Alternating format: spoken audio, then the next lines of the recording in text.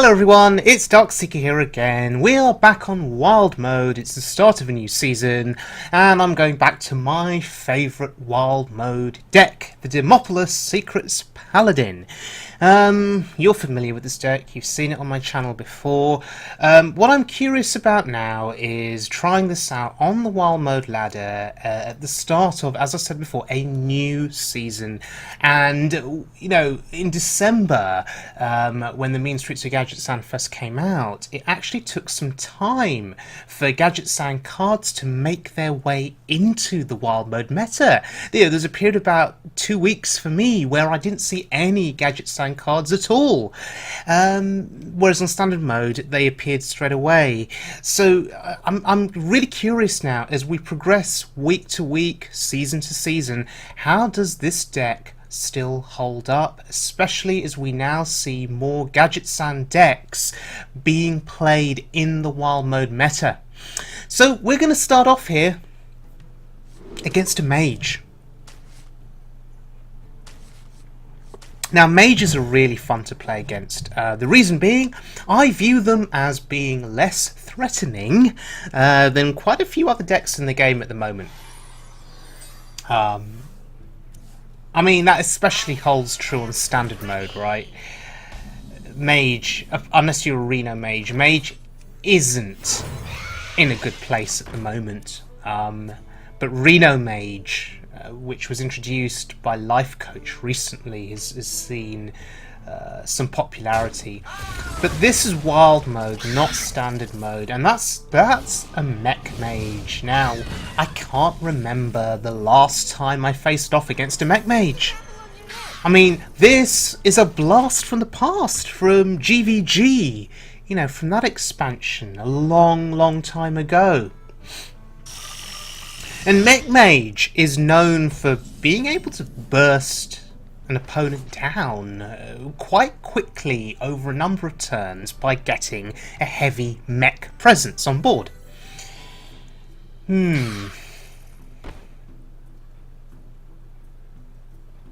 Yeah, so I'd say in the Wild Mode meta,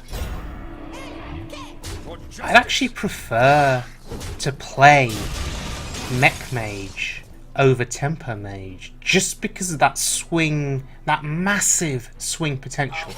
I mean, as a Tempo Mage, your swing potential early comes from Mana Worms being buffed up, but it's very rare that you draw double Mana Worm.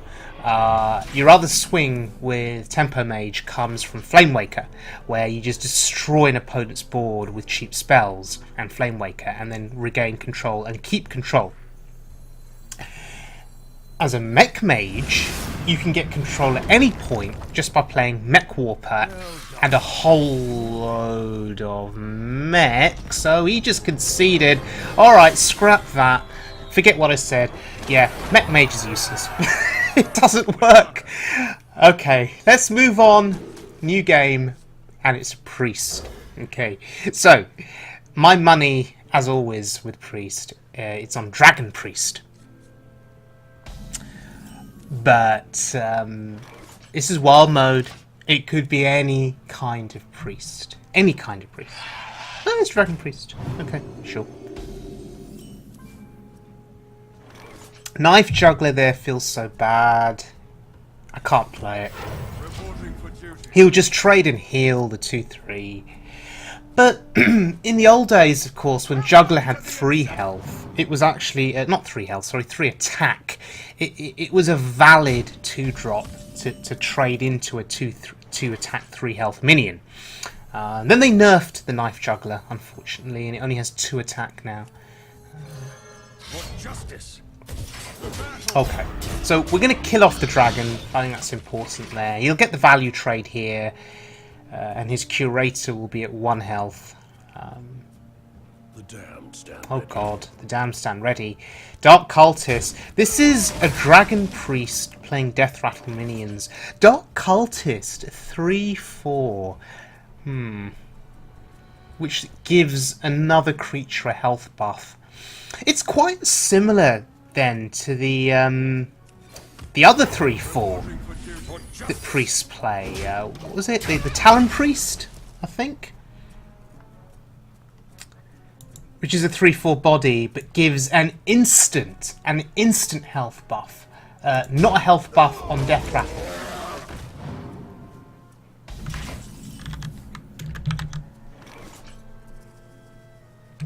For justice.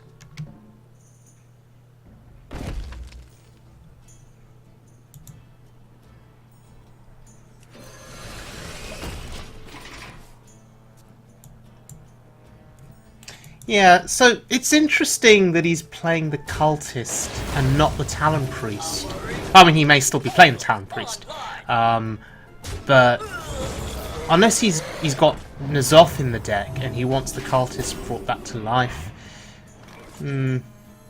because an instant 3 health buff surely is better than a death rattle 3 health buff, if that makes any sense.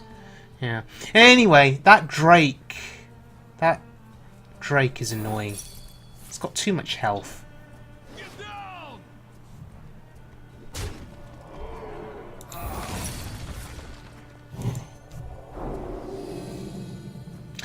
Well, speaking of health, my challenger's got 8 health there.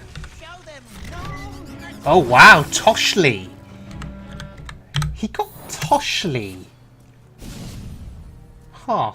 That's a problem, in some ways. I mean, he's got 2 high health minions on board there. I mean, my challenger can test both of them, and I have got Sylvanas, so I'm hoping that I can steal something here.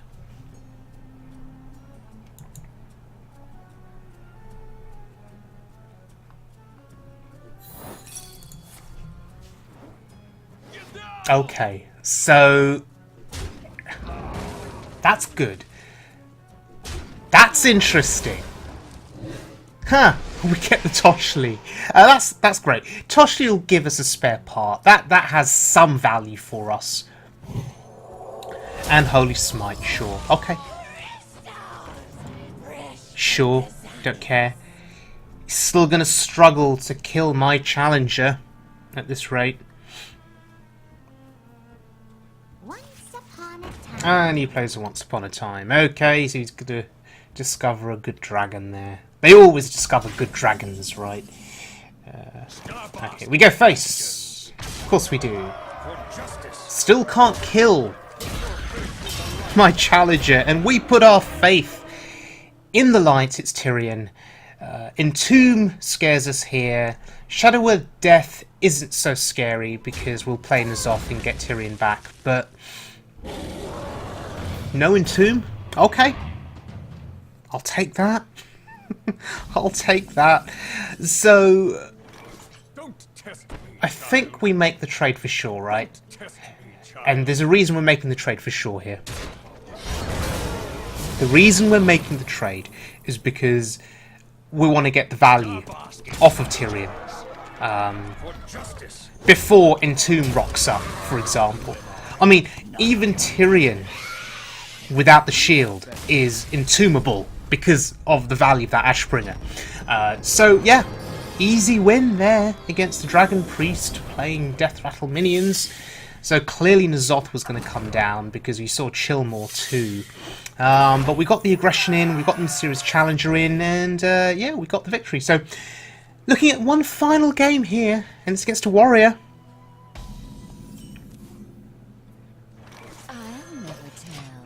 And it's going to be Pirate Warrior, right?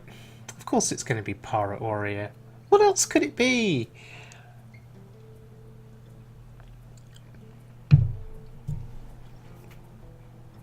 Do you know, Control Warrior can actually be quite a tough match. Yeah, it's Pirate Warrior.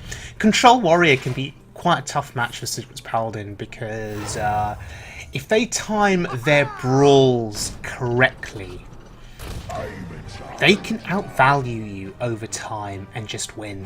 And then particularly if they play the Golden Monkey, if you can't beat them down in the mid game with challenger turns, you know, buffed up challengers from Revenge, if you can't beat them down, you pretty much lose. Because you've also got to play around executes and shield slams and the Justicar, and it can actually be quite an awkward game. More often than not, though, I found historically I've won just because I've managed to get Challenger into Boom, into Tyrion, and they couldn't cope. Even with one brawl played, they couldn't cope with that pressure. So now we're going card for card with the Pirate Warrior, and Noble Sacrifice, i.e. Get Down, is really good here. It's really good. That's not so good for us. That's 4 attack. Ugh. Okay, he's going to use his face.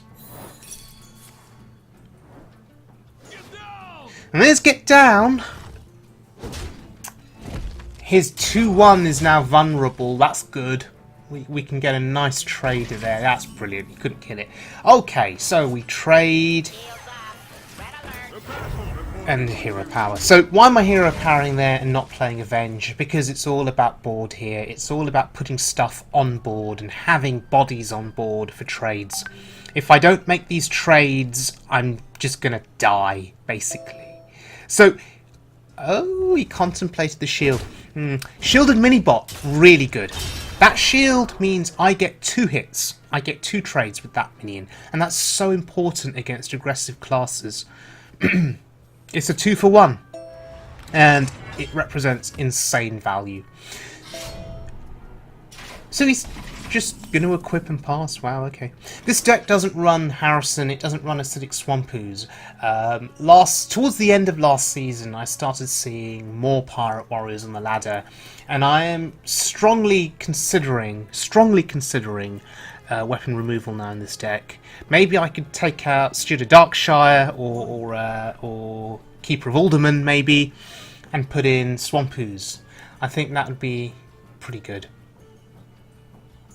So anyway, here, 4-3 on board. I have a 2-2 and a 1-1. Muster for Battle does mean I could throw in the 2-2 and my face, but I don't think that's good for my face. So I think that's not an ideal play. So can I take it? I mean, it's 4. No, I can't take it, right? But Avenge here is really, really good. Okay, Avenge is really good. So notice I played Avenge here and not the hero power. Why? Because I've got 3 dudes on board. Okay, 3 is the same as 4 in this context. So Avenge is better than another 1-1. But of course, being the warrior, the Pirate Warrior, being aggressive, he is not going to trade with that weapon. He's just going all face. But next turn, we have the Challenger.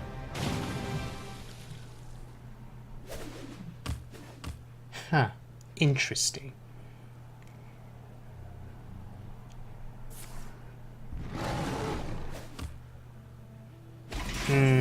He should have played Finley first before going face. He's missed 1 damage. But now, we have Noble Sacrifice up. And he's going to have to play into it. Unless he has a charging minion, he's going to have to use his face. And that is going to feel so good. I'm just taking some screenshots here just to share with my friends who also play Hearthstone. We are a team. We are called Team 5-Star. And, yeah, so these are just little photos that I want to show them. Just telling the story of this game. And look, I mean, Get Down there. Noble Sacrifice. Eating 3 damage. Reckless Rocketeer is a card that I featured in one of my videos recently in my budget Pirate Warrior deck on the Asia server. It's a replacement for Leroy. So it could mean he doesn't have Leroy, so he just goes with the Rocketeer. But anyway, it's over, right? Let's count that damage. 13, 14, 15, 16, 17, 20. We're off. This is not lethal, unfortunately, and that's actually quite scary. Because... Let's see what Barnes gives us. Alright, that's useless. So we're going to go face with these high attack minions. And we got to trade. Now, I'm scared. And I'm not playing another minion just in case I need board space next turn. Now, I'm scared because of double Mortal Strike. There's one Mortal Strike. You see, I put him below 12. That may have been a mistake, right? Maybe I should have kept him at 13. So I gambled there, but the gamble paid off. But yeah, slight misplay at the end. You know, just should have... Yeah, I mean, would it have mattered?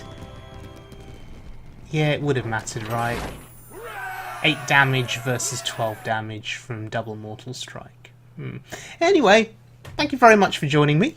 I hope you enjoyed the video, and this video has proved once again that Secrets Paladin on Wild Mode is very, very effective, and it works out quite well. So give it a try if you haven't done so already, and if you enjoyed the video, please subscribe, and I'll see you all again very soon. Do take care, and Happy New Year.